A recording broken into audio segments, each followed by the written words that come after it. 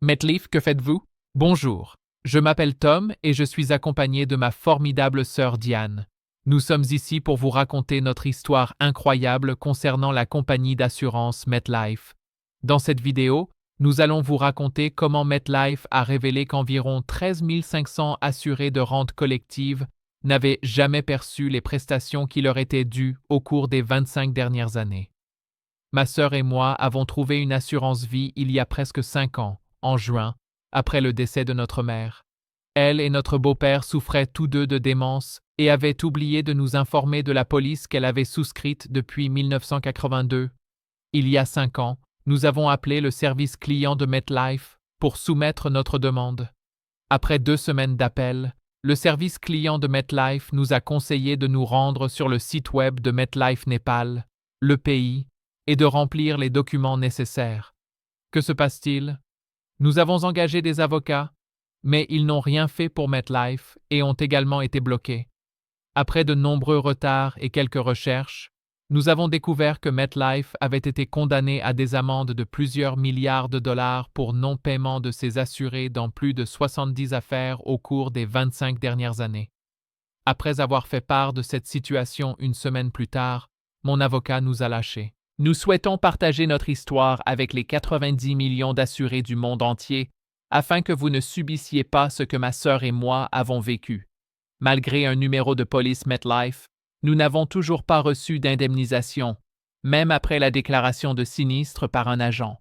Voici un témoignage du cabinet d'avocats Gianelli & Morris sur l'amende infligée à MetLife pour non-versement de 13 500 prestations.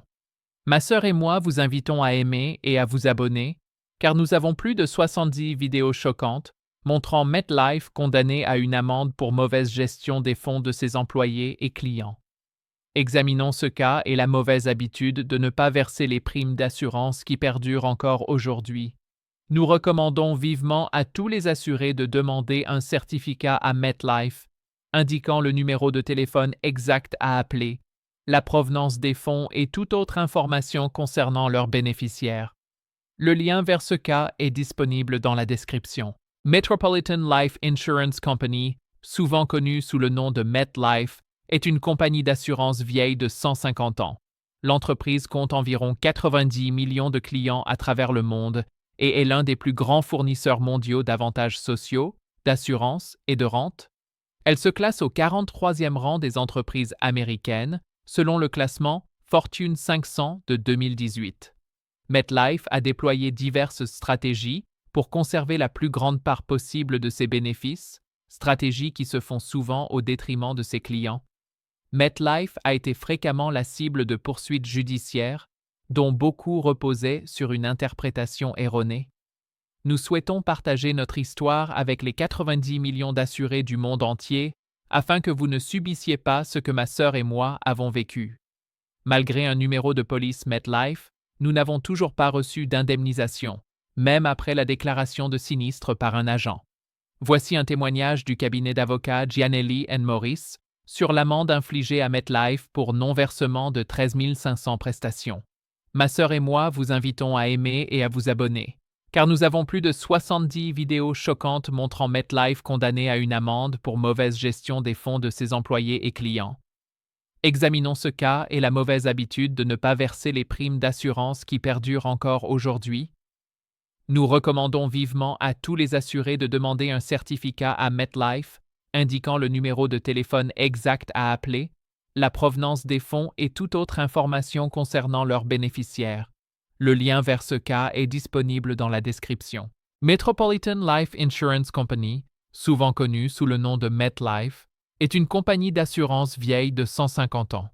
L'entreprise compte environ 90 millions de clients à travers le monde et est l'un des plus grands fournisseurs mondiaux d'avantages sociaux, d'assurance et de rente. Elle se classe au 43e rang des entreprises américaines, selon le classement Fortune 500 de 2018. MetLife a déployé diverses stratégies pour conserver la plus grande part possible de ses bénéfices, stratégies qui se font souvent au détriment de ses clients. MetLife a été fréquemment la cible de poursuites judiciaires, dont beaucoup reposaient sur une interprétation erronée. Règlement indemnisant les bénéficiaires, grâce à des comptes d'actifs conservés. Les comptes d'actifs conservés, également appelés comptes de type chéquier, permettent aux compagnies d'assurance de tirer profit des prestations qu'elles doivent aux assurés. Les assureurs conservent ces fonds sur des comptes de placement qui génèrent des bénéfices et des intérêts.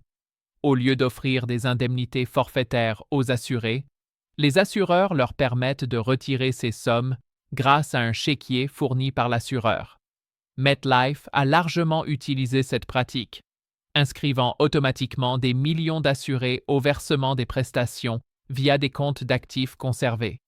Des milliers d'assurés ont riposté en intentant des recours collectifs pour exiger le paiement d'une somme forfaitaire. Ces derniers mois, MetLife a réglé bon nombre de ces demandes collectives pour des centaines de millions de dollars. Un combat juridique pour obtenir les prestations d'assurance vie auxquelles vous avez droit. Recevoir le versement d'une assurance vie peut être une bénédiction après le décès d'un proche.